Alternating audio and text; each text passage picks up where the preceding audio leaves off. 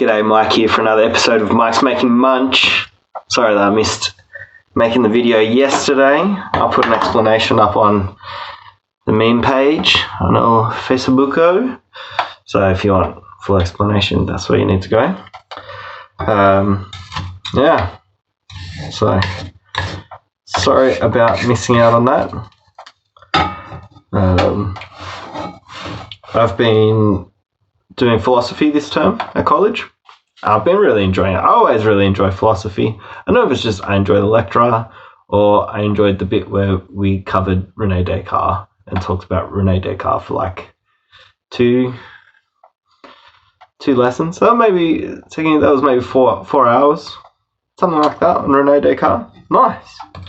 Oof, so good. Probably wrong.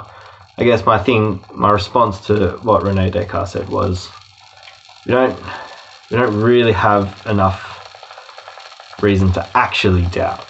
We do have a lot of reason to doubt what we know,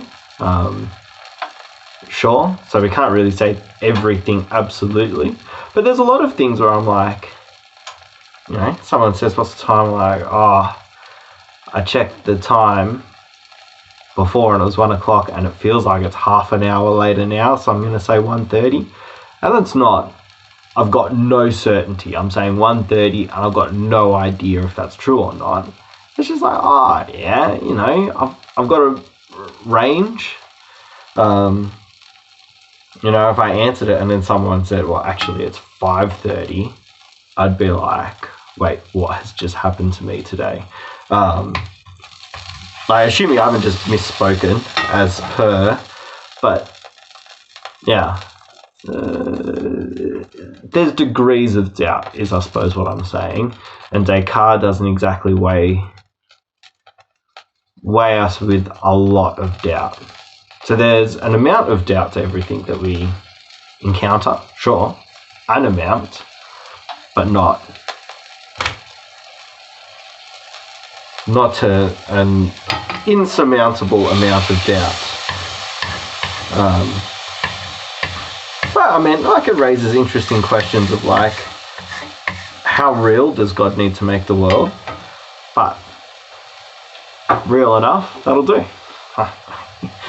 It's just getting to be a bit too much having fun. Anyway, what I was going to talk about, what we're actually learning at the moment, is communicating. So when you talk to someone, what's that all about? That kind of thing. And just that we communicate more than just our words. It's not just what I say, that's everything that I communicate. There's a bit more, even just in terms of manner, gesture, all sorts of things. So one thing is the cooperative principle.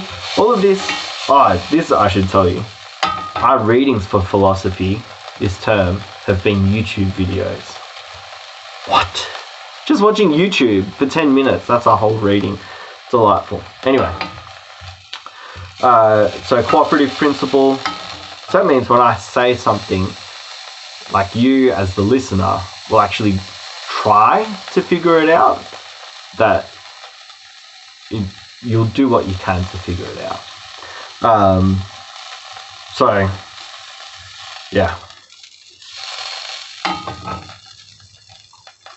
Makes sense, doesn't it? You'll figure it out. I think example from the video I watched was like, you're in your sister's room having an argument with her and she says, there's the door. You'll put context and everything together to be like, she's asking me to leave.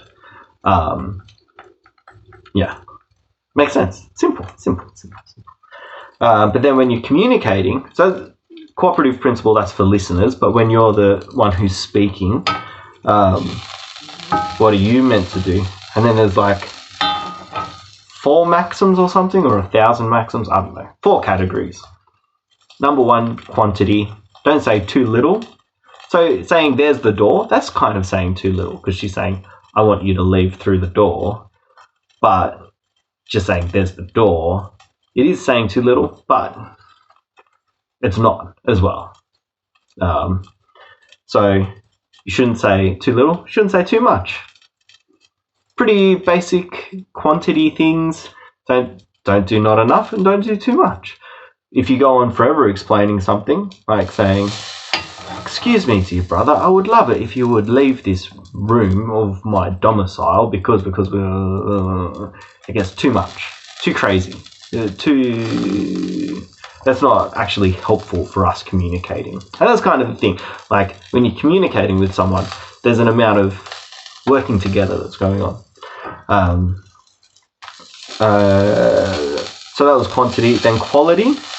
Quality is both two things under quality, but they're both kind of lying. So the first one is don't say things that you know for sure are not true. So don't lie. But also don't say things that you don't have evidence for. So the second one is still don't lie, but it's not as certain a kind of lie.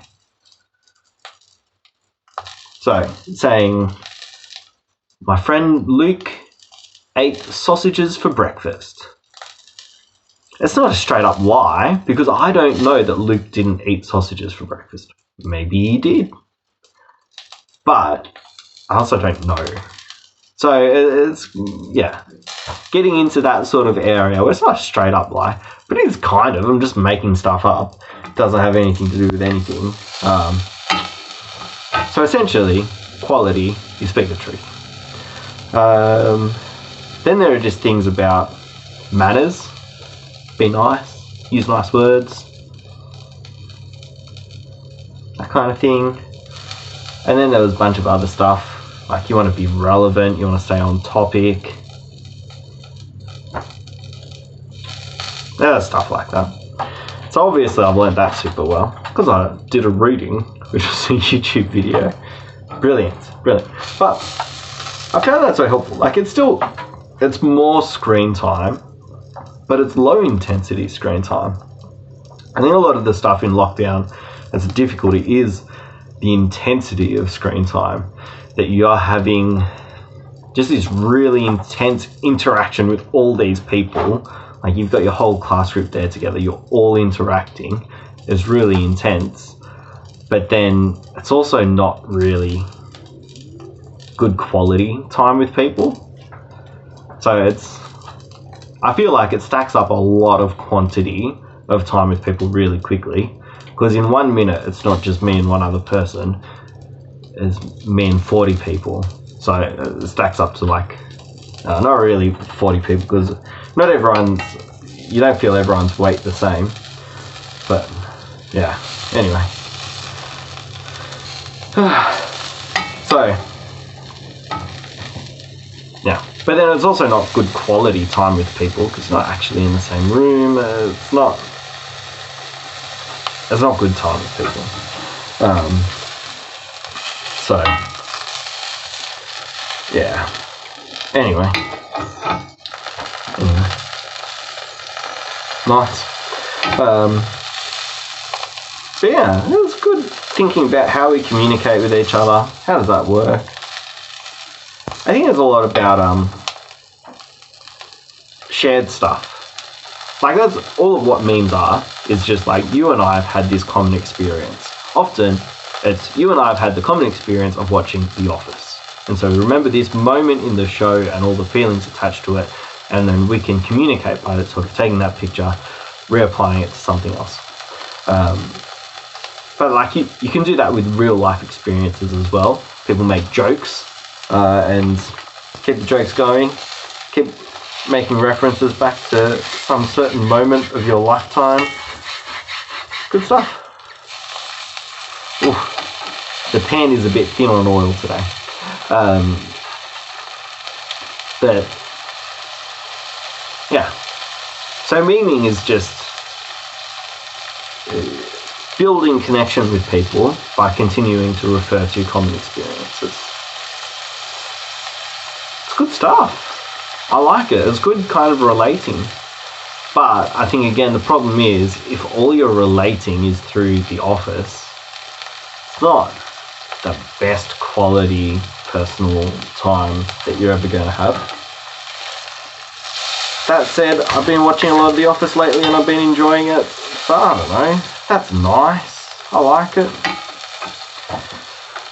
So yeah. I was going to say I wouldn't talk too much more about my Isaiah essay, but I will. Why not?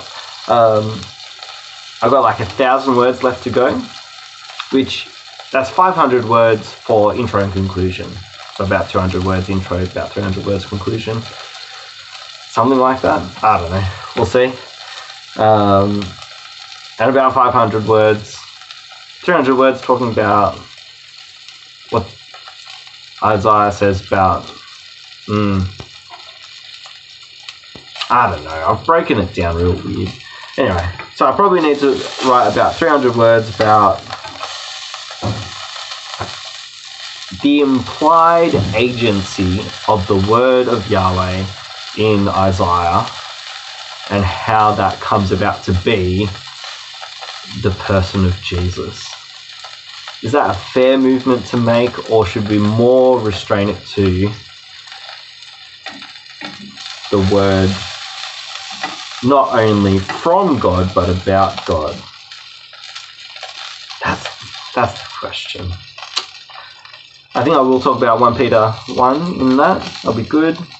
And then for the Spirit, I've got like 200 words to say that, yeah, God really is powerful over his word. And then the Isaiah references of like, be ever hearing but never hear, be ever seeing but never see. And then the later references, so you can hear and see. Woohoo!